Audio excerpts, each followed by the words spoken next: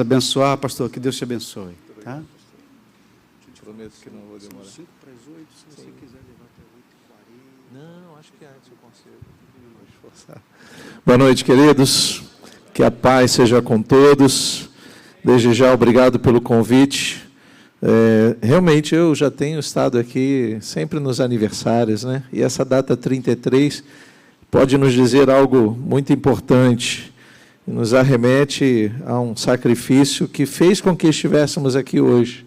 Sacrifício do nosso Senhor Jesus Cristo, segundo conta a história, se entregou naquela cruz aos 33, ou alguma coisa semelhante, mas mais do que a data é agradecer a Deus pelo privilégio de estarmos de portas abertas, diante de tantas lutas, né, de tantas dificuldades. Posso dizer a você que é mais um vento. Eu gosto da ideia do crente passar vento, irmãos. É fresquinho o vento, né? Você já percebeu isso? Tem vento que assusta, né? Que sai arrancando tudo. Arranca as tábuas no meio do caminho, os outdoor caindo tudo, mas eu entendo que o vento que o crente passa é um vento de refrigério, irmãos. A gente não pode enxergar essas tempestades da vida como algo que nos arremete a medo. O medo é perigoso demais. Então, fico feliz de ter essa igreja de portas abertas. Também estamos em Anchieta com os cultos funcionando normalmente. A gente faz essas adaptações necessárias, né, importantes. Eu estava aqui atento ao que o pastor Fernando estava anunciando. A gente vai mudando os hábitos, né? O cumprimento, mais aquele cumprimento caloroso do brasileiro, vai ficando mais para uma coisa meio japônica. Você já fez um cumprimento japônico? É aquele... A gente só abaixa a cabeça, dá um sorriso, mas se é de coração, é muito mais do que um aperto de mão, é muito mais do que um abraço. Então, isso a gente não vai perder. E eu acredito que seja, como disse o pastor, por um tempo, porque a gente já passou tantos ventos, nós já resistimos a tantas coisas. Eu entendo que a igreja de portas abertas, a luz acesa, nós vamos prevalecer. Você crê nisso? Vamos prevalecer, sim. Daqui a algum tempo volta tudo ao normal. E isso vai fazer parte da nossa história. O cuidado, a higiene, isso vai fazer parte da nossa vida, né? Já deveria fazer parte mais tempo, mas às vezes a gente relaxa tanto. Brasil não tem tanto essa fama de tantas coisas, tantas tragédias, tantas doenças nesse formato. A gente nunca se preocupou com um terremoto, por exemplo, um abalo sísmico, né? Você nunca se preocupou. Você deixa as coisas penduradas, a TV meio caindo na sala, porque a gente nunca teve isso. Mas no primeiro dia que tremer tudo, aí você gruda a TV na parede, com um parafuso desse tamanho. Aí a gente passa a ser mais cuidadoso, né? A gente começa a cuidar mais de nós. Que seja um momento da igreja despertar para a oração, continue orando para que esse mal passe rapidamente, que seja só um momento de passagem e que isso traga amadurecimento, principalmente para a igreja. Eu creio assim. Eu quero compartilhar de um texto com você, mesmo assentados, no livro de Jó. Eu tenho certeza que você já foi ministrado inúmeras vezes por esse texto, mas é a palavra que Deus colocou no meu coração, não por esses problemas que nós temos passado, sobrevivido, mas a gente sabe que o sofrimento nos arremete a pensar um pouco mais. Não é? Quantos sofrimentos, quantas lutas a igreja passou nesses 33 anos? Quantas pessoas não é, tiveram suas lutas, algumas ou uma boa parte continua aqui conosco, outras não estão mais, talvez estejam na glória. O mais importante é entendermos, e através desse texto eu acredito que o Senhor venha falar conosco. Jó, livro de Jó, capítulo 1, versículo 1, diz assim o texto. Havia um homem na terra de Uz, cujo nome era Jó. Este homem era íntegro e reto, temia Deus e se desviava do mal. Nasceram-lhe 7 filhos e 3 filhas, tinha 7.000 ovelhas, 3.000 camelos, 500 juntas de bois e 500 jumentas. Também tinha muitíssima gente a seu serviço, de maneira que este homem era o maior de todos os do Oriente. Os filhos dele iam às casas uns dos outros e faziam banquetes, cada um por sua vez, e mandavam convidar as suas 3 irmãs a comerem e beberem com eles. Quando se encerrava um ciclo de banquetes, Jó chamava os seus filhos e os santificava. Levantava-se de madrugada e oferecia holocaustos segundo o número de todos eles.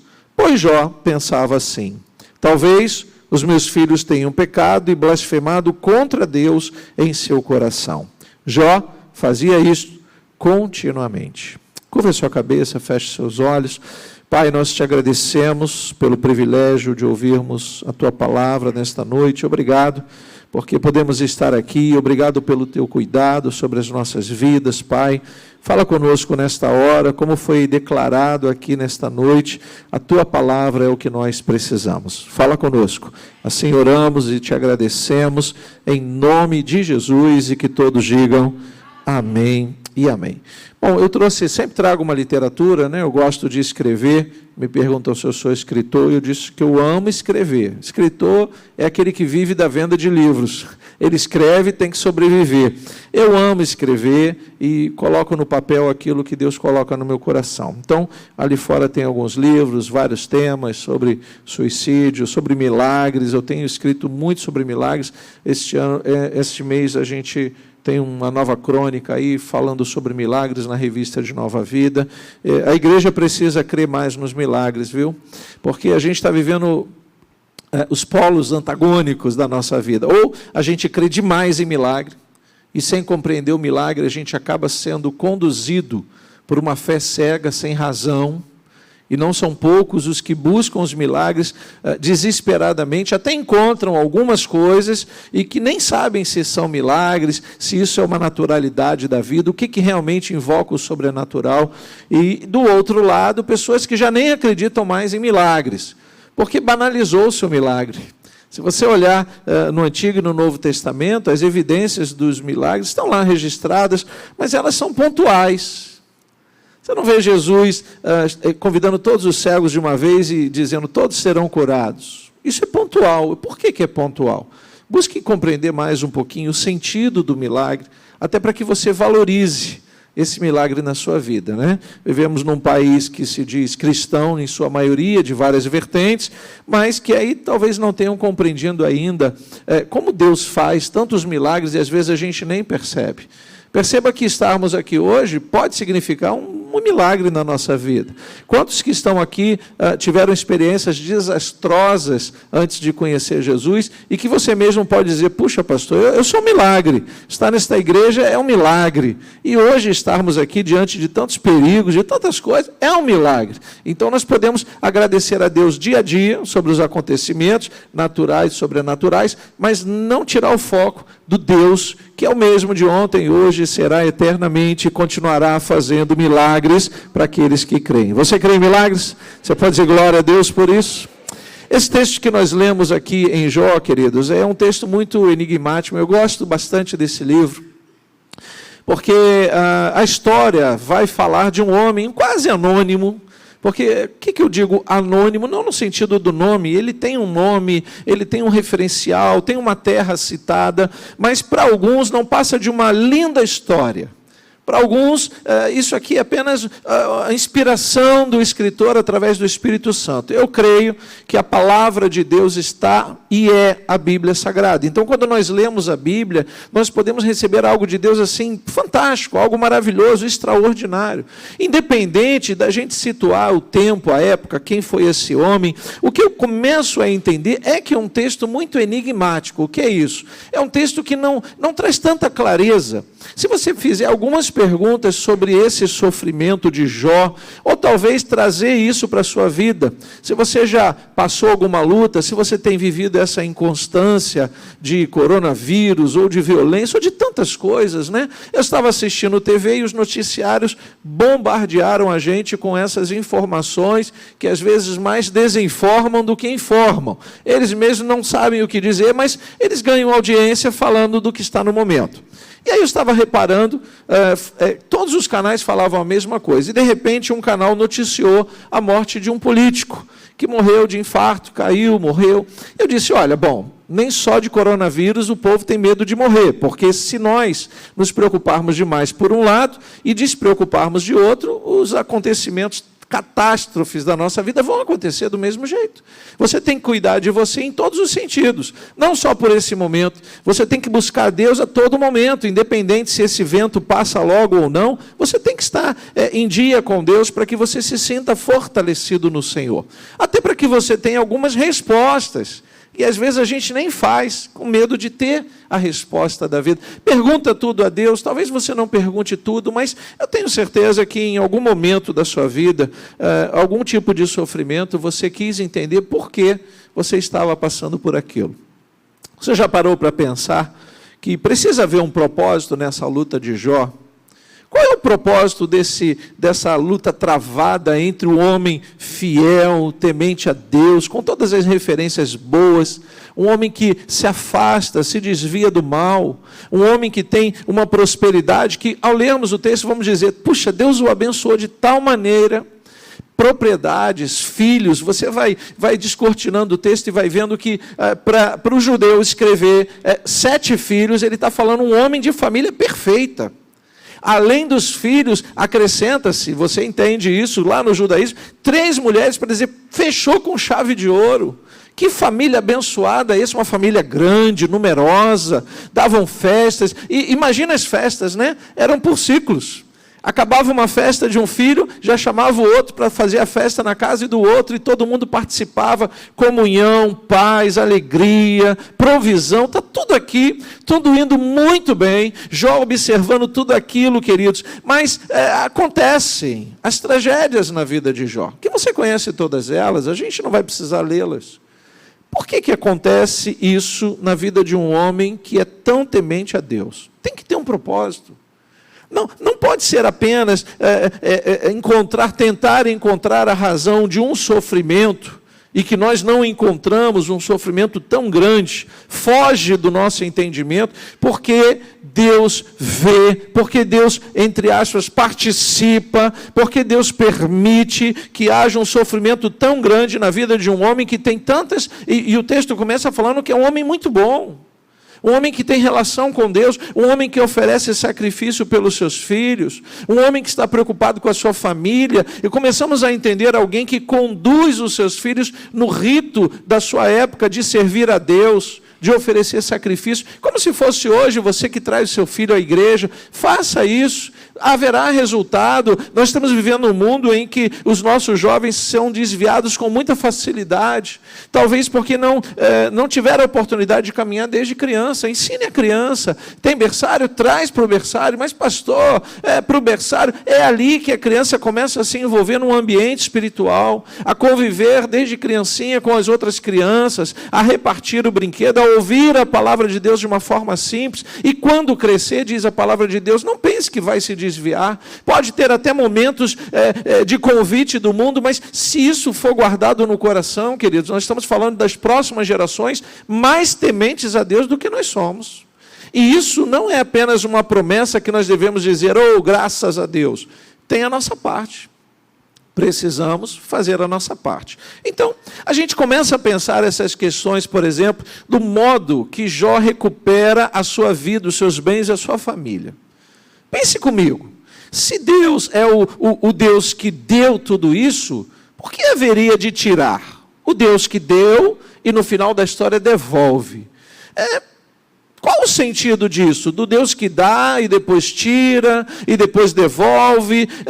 Que tipo de demonstração a gente pode compreender nessa história? É o Deus que traz a multiplicação? Sim. É o Deus que dá em dobro? Sim. Qual o problema? Nós podemos entender esse Deus assim, o Deus que multiplica, o Deus que dá, o Deus que retribui, mas cuidado para nós não entrarmos na visão da retribuição. Enquanto eu sou bonzinho para com Deus, Deus me dá as coisas boas. Eu não posso me afastar de Deus, senão Ele vai me castigar. Queridos, isso é um perigo, sabe por quê? Porque antes de você conhecê-lo, Ele já conhecia você, Ele já participava da tua vida no ventre da tua mãe, Ele já te guardava de todo mal, louvado seja o Senhor. O que nós fazemos agora não é para recebermos de Deus, mas para agradecer a Ele tudo o que Ele já fez por nós.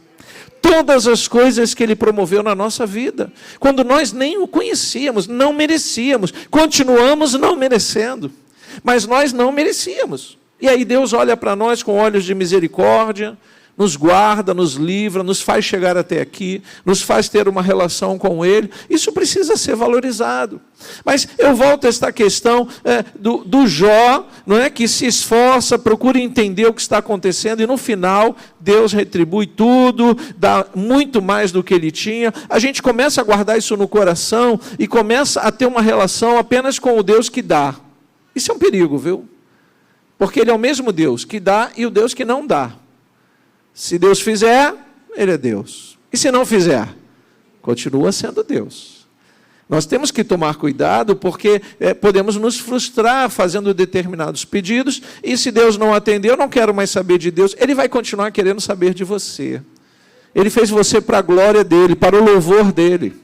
Então você precisa entender e compreender um pouco mais sobre a sua própria vida, e eu entendo que o que vai se passando com Jó, nada mais é do que um modo que Deus tem de revelar Jó para Jó. Deus quer revelar quem é Jó para Ele mesmo. Compreender que não são os bens materiais, as coisas que ele possui. Há uma propriedade nisso, queridos. De alguma forma, as perdas materiais, que além de todas essas perdas, ele ainda perde a saúde. Olha aí. Um homem que era tão bom para com Deus, passar uma luta tão grande dessa, feridas, quase chegar à morte. Pense no sofrimento, além da questão psicológica, sentimental, de tudo que ele está perdendo, sem entender o que está acontecendo. Você conhece a história. Há uma guerra espiritual acontecendo no mundo invisível, e Jó está ali no meio do caminho, fazendo o seu papel, e de algum modo ele está passando por tantos sofrimentos. Talvez alguém diga, será que Jó precisava de uns ajustes? Porque tem gente que ainda entende que o sofrimento nada mais é do que Deus dando uns beliscões. E que o choro lava a alma.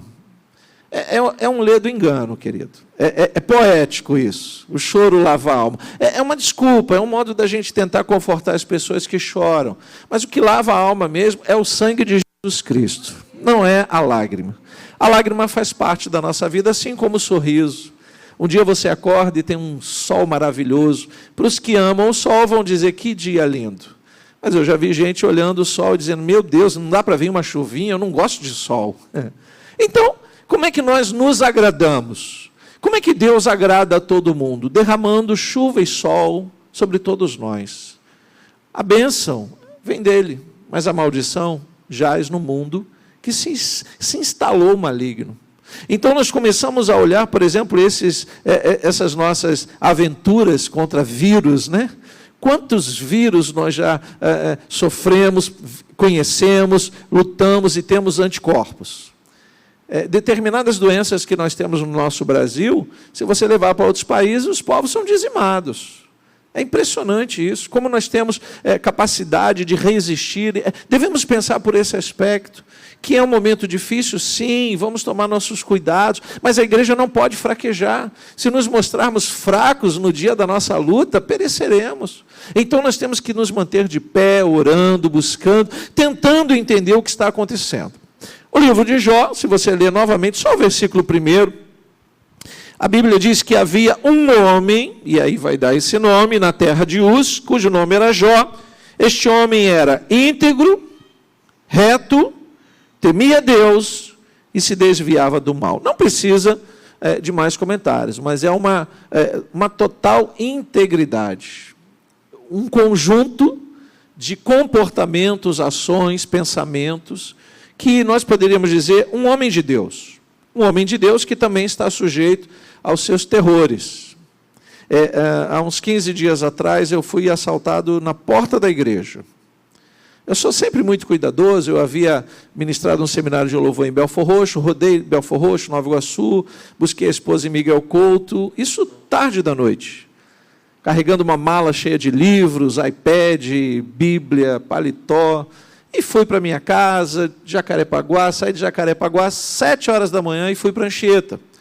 7h30 da manhã eu estacionei, encostei o carro, meu filho abriu a igreja para os músicos, eu fui à padaria comprar pão para os músicos, trouxe um sacão de pão, coloquei atrás, e vinha eu, minha esposa e um jovem que demos carona.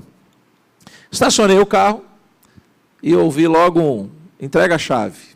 Eu ia brincar com esta pessoa, porque eu estava de costa, eu ia falar, deixa pelo menos o pão. Sabe aquele pão fresquinho, 7h30 da manhã, gente, pão quentinho. Que maldade levar aquele pão. Fiquei nem tão preocupado com o carro, mas com o pão. Porque 7h30 da manhã, um pão quentinho daquele jeito. E aí eu vi que não era brincadeira, porque tinha uma pistola encostada aqui, entrega a chave. Aí eu não pensei 2 vezes, graças a Deus, muito desapegado aos bens. Entreguei a chave, levantei a mão esquerda, não devia, tinha um relógio bonito. Ele me dá o relógio também. E aí eu estava com carteira, celular, chave, tudo nos bolsos. Não ando com mais nada no console, no banco, tudo nos bolsos. Vou tentar tirar vantagem. E aí ele manobrou o carro e foi embora. Liguei para o seguro, entrei, eu estava na iminência de cantar louvores, cantei louvores a Deus, poucos irmãos sabiam o que tinha acontecido, 7h30 da manhã. E já enfrentando vários perigos à noite. Sabe aquela coisa de, à noite é mais perigoso? Querido, se o Senhor não guardar você, em vão vigia o seu sentinela, não adianta isso. Então, houve uma permissão de Deus. E eu entendi, não é? Porque eu estaria pregando justamente, sabe sobre o que, queridos? Proteção divina.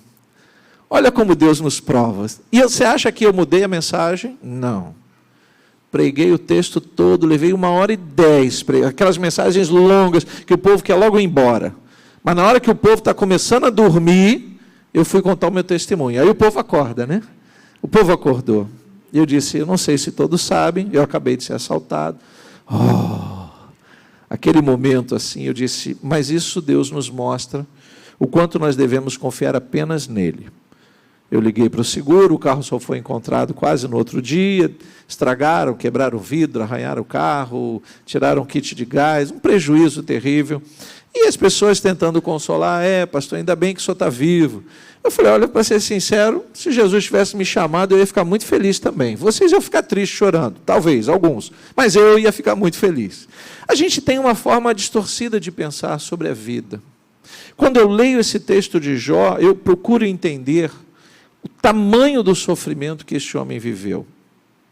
No momento em que a história vai dizer que os filhos de Deus, e inclui o Satanás entre os filhos de Deus, que se apresenta até Deus para dizer o que ele vinha fazendo.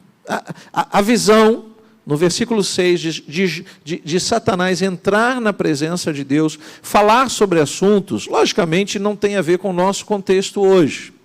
Mas eu fico pensando o quanto nós não recriminamos a ação do inimigo e o quanto nós também não nos aproximamos de Deus apenas para subtrair coisas, para tirar de Deus algumas coisas.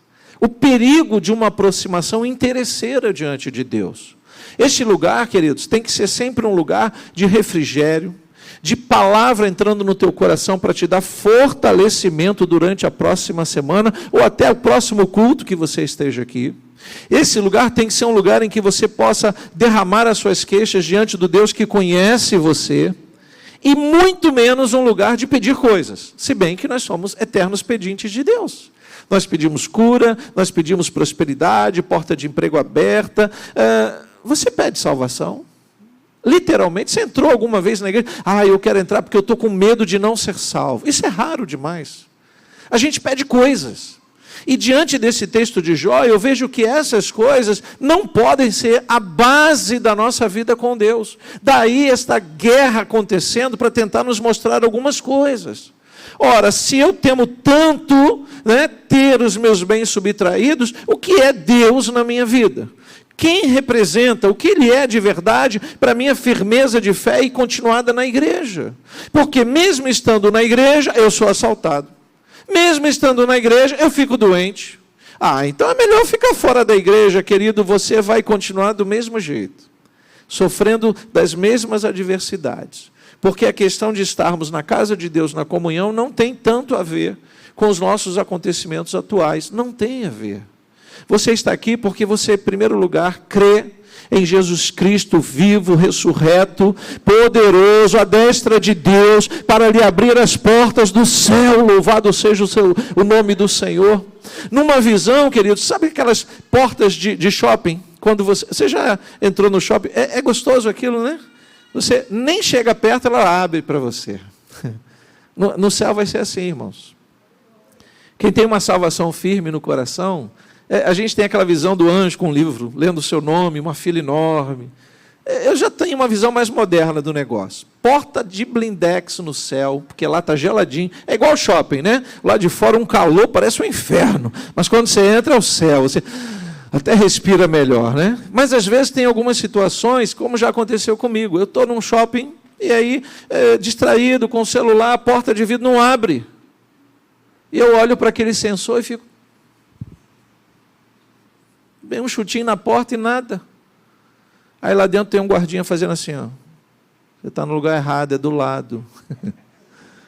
Essas são as adversidades que tentam nos impedir de entrar no céu, irmãos. Quando eu dei 2 passinhos, ó o anjo indicando o caminho. Quando eu pisei, a porta se abriu. Ô, glória! Já estava derretendo de suor. E brigando comigo mesmo. A gente briga com a gente, né? Eu penso nisso sobre 3 aspectos. O sofrimento de Jó, os nossos sofrimentos, precisam ser vistos de 3 formas simples.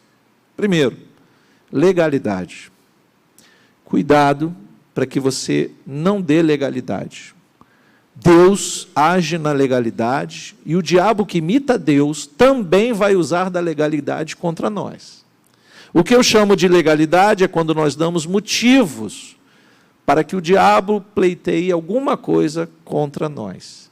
Você lembra do diálogo de Satanás com Deus? E o assunto foi, olha aí, é um homem bom, abençoado, cheio de prosperidade, saúde. E Satanás tentando dizer para Deus que ele só é esse homem bom porque ele tem tudo isso. É quando Deus diz, então tá, vamos lá, tira, pode tirar, toquem tudo que ele tem. Você vai ver que ele é um homem fiel até o final. E aí o enredo, a história se dá sobre essa guerra espiritual, em que muitas situações também pode estar nos acometendo hoje. Talvez você esteja vivendo debaixo de uma guerra espiritual sem saber. A questão que nós precisamos analisar é se há alguma legalidade nisso. Porque se não há uma legalidade, se você não está sendo culpado por um acontecimento, que a gente sabe muito bem disso, né? A gente entende que alguns atos nossos vão acarretar algum tipo de sofrimento. Nós tomamos decisões a vida toda.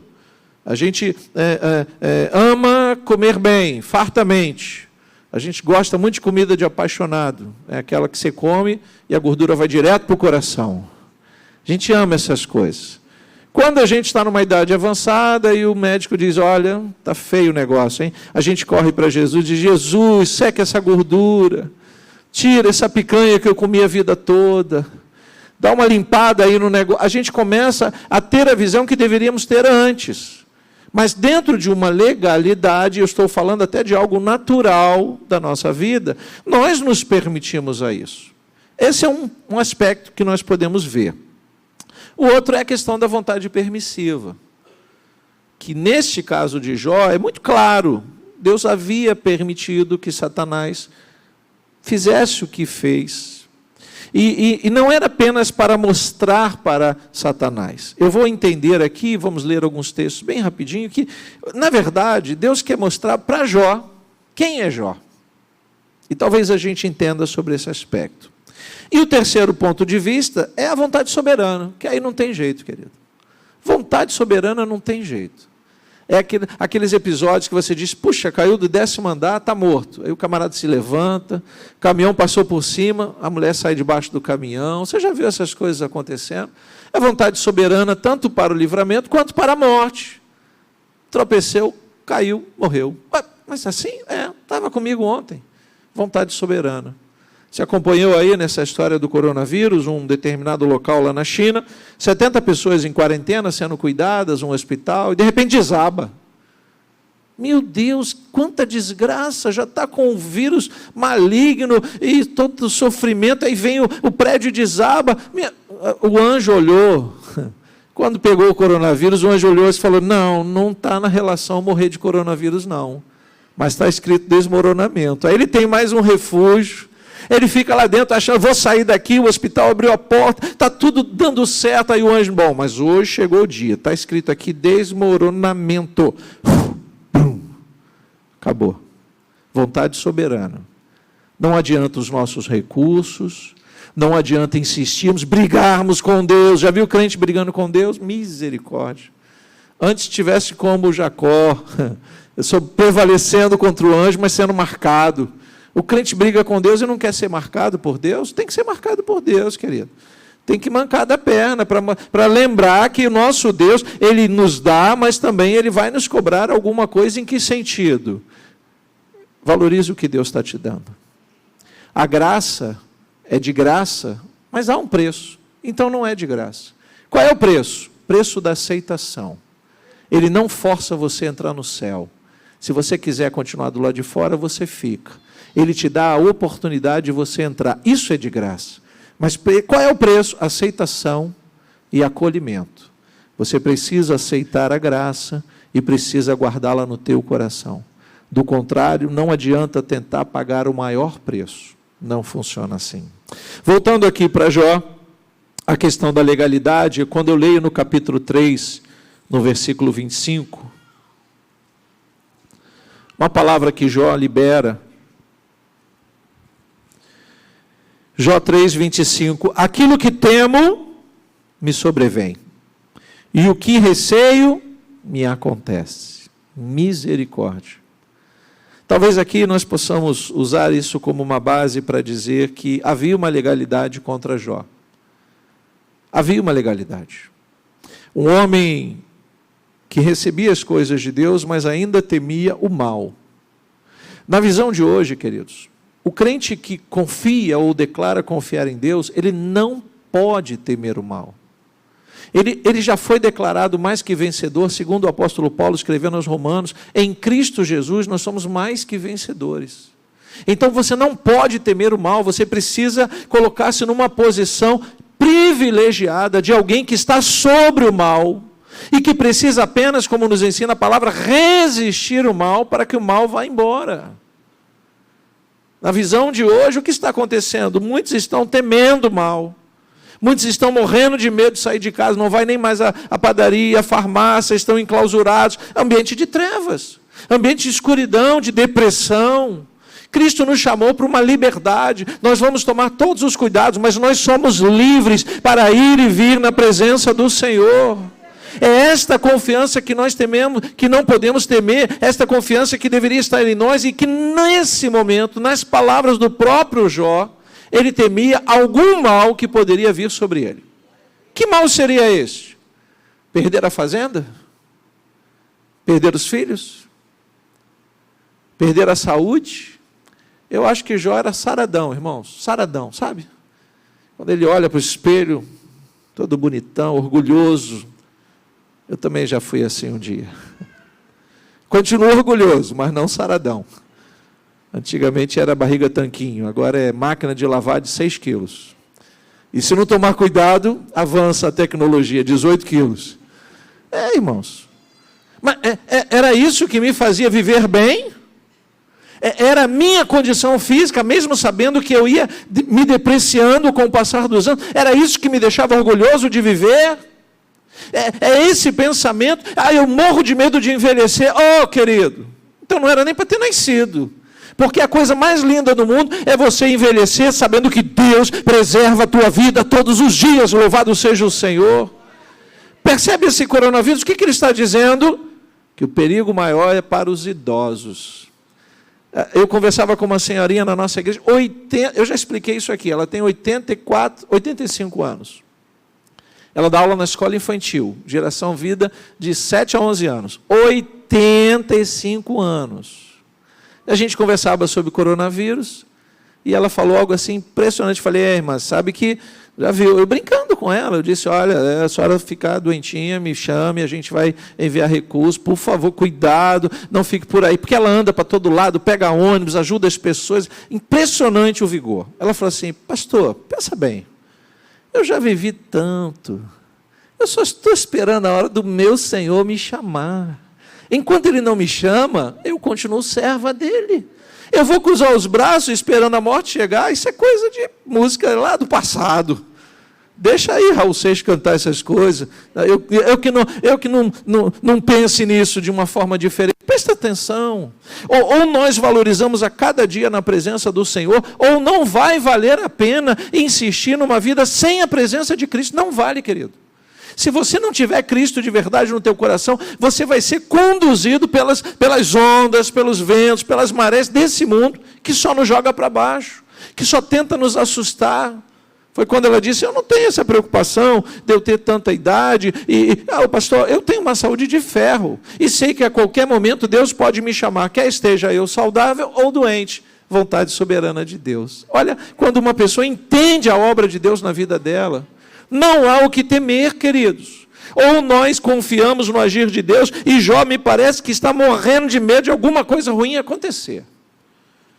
Conhece gente? Acho que você não é assim, né? Meu Deus, não falo nem esse negócio aqui em casa, isso atrai coisa ruim. O que atrai coisa ruim é desobediência a Deus. O que atrai coisa boa é a obediência. Então, o que você tem que fazer é obedecer a Deus. Estar andando com Ele, caminhando com Ele. Viver na presença do Senhor, não pelas coisas que você tem, mas por aquilo que Deus já fez na tua vida. E você tem como entender isso. Vontade permissiva. Será o que está acontecendo é apenas a vontade permissiva do Senhor? Porque muitos têm essa guerra espiritual como uma luta de poderes. Não é, não pode ser. Nunca podemos entender a luta do bem e o mal como uma luta igualada de poderes. Deus está sobre tudo isso e sobre todo o mal, queridos. Ele é infinitamente maior. O mal, por maior que seja sobre você, é muito e infinitamente menor do que Deus. Mas quando nós nos aproximamos de Deus, o que Ele faz? Estende a mão, nos levanta, nos dá livramentos, nos chama de imagem e semelhança. Louvado seja o Senhor. Então nós precisamos de um entendimento sobre isso tudo. E aí essa vontade permissiva, se você ler comigo em Jó, capítulo 2, versículo 7. Então Satanás saiu da presença do Senhor, feriu a Jó, com tumores malignos desde a planta do pé até o alto da cabeça. Misericórdia. Jó, sentado em cinza, pegou um caco de barro para com ele raspar as feridas. Então a mulher dele disse, você ainda conserva a sua integridade? Amaldiçoe a Deus e morra. Mas Jó respondeu, você fala como uma doida. Até conflito no lar Jó está vivendo. Temos recebido de Deus o bem, por que não receberíamos também o mal? Em tudo isso, Jó não pecou com os seus lábios. Você pode dizer glória a Deus por isso?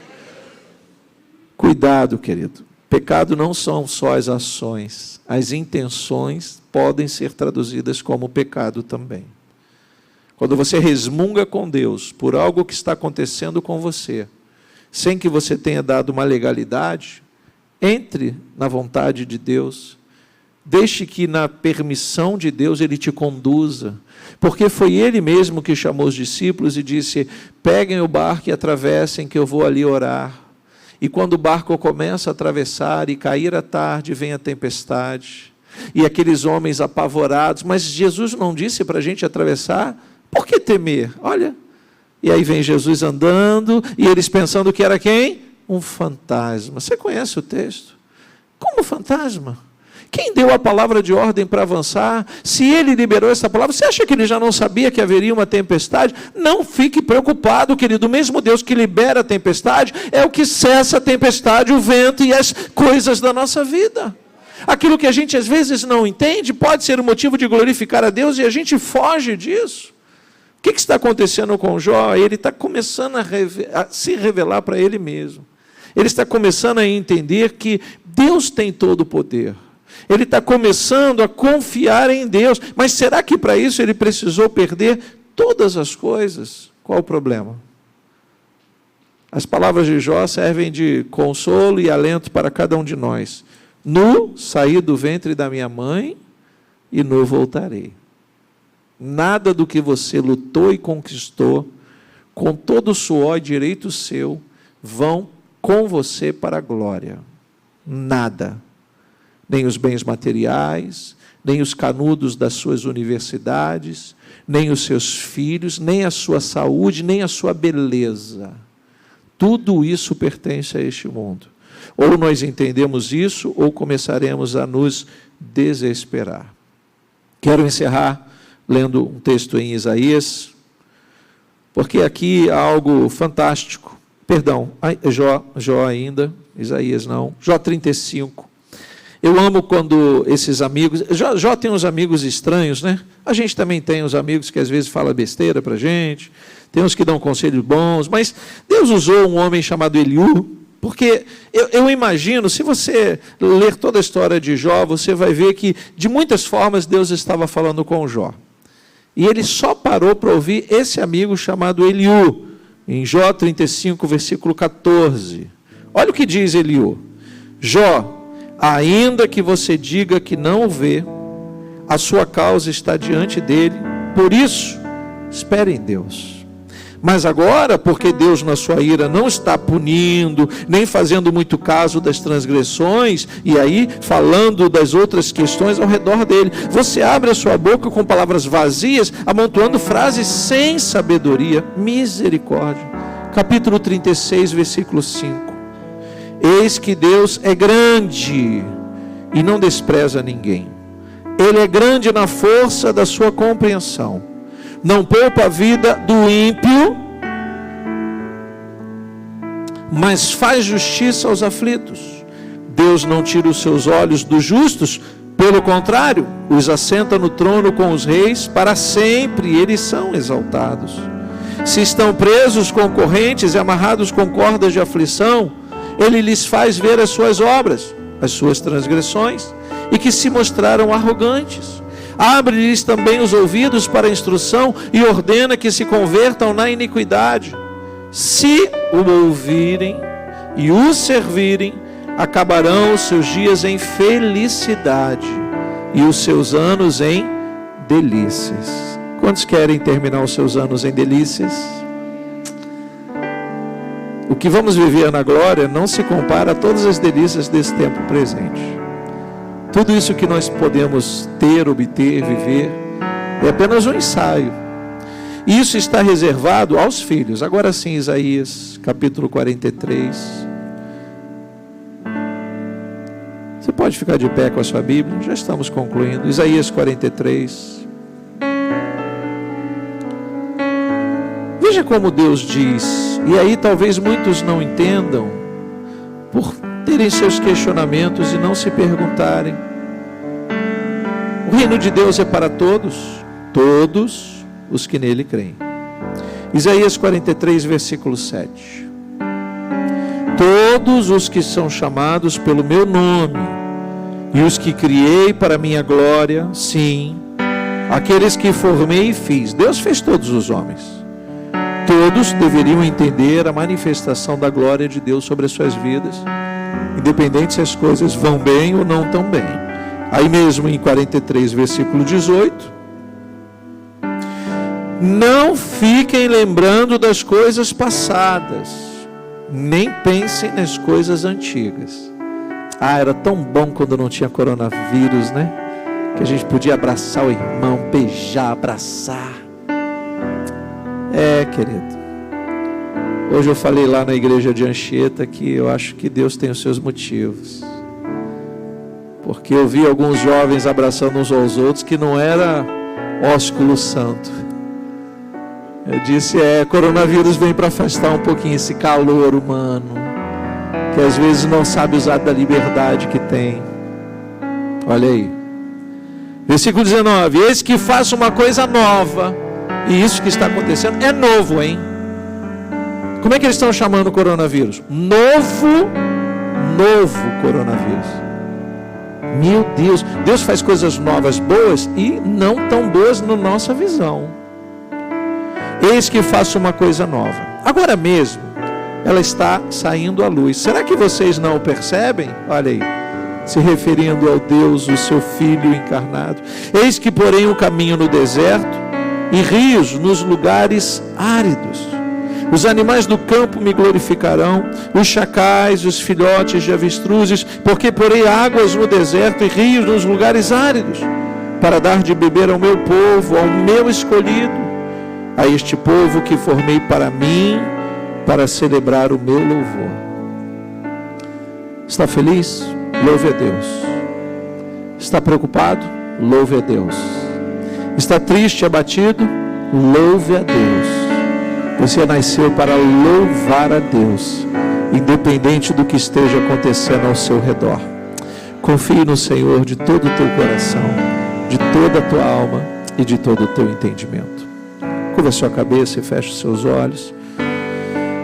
Querido Deus e eterno Pai, nós te louvamos e te agradecemos, em primeiro lugar, porque estamos na tua casa, ouvindo a tua palavra, vivendo esta comunhão com os irmãos, esta família de fé, Senhor.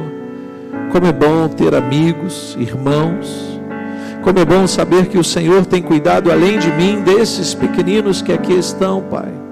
O Senhor olhou com o mesmo olhar de misericórdia para as nossas vidas, e aqui estamos nós, atraídos pelo teu amor, pelo teu cuidado. Continua, Senhor, com as tuas mãos estendidas sobre as nossas vidas.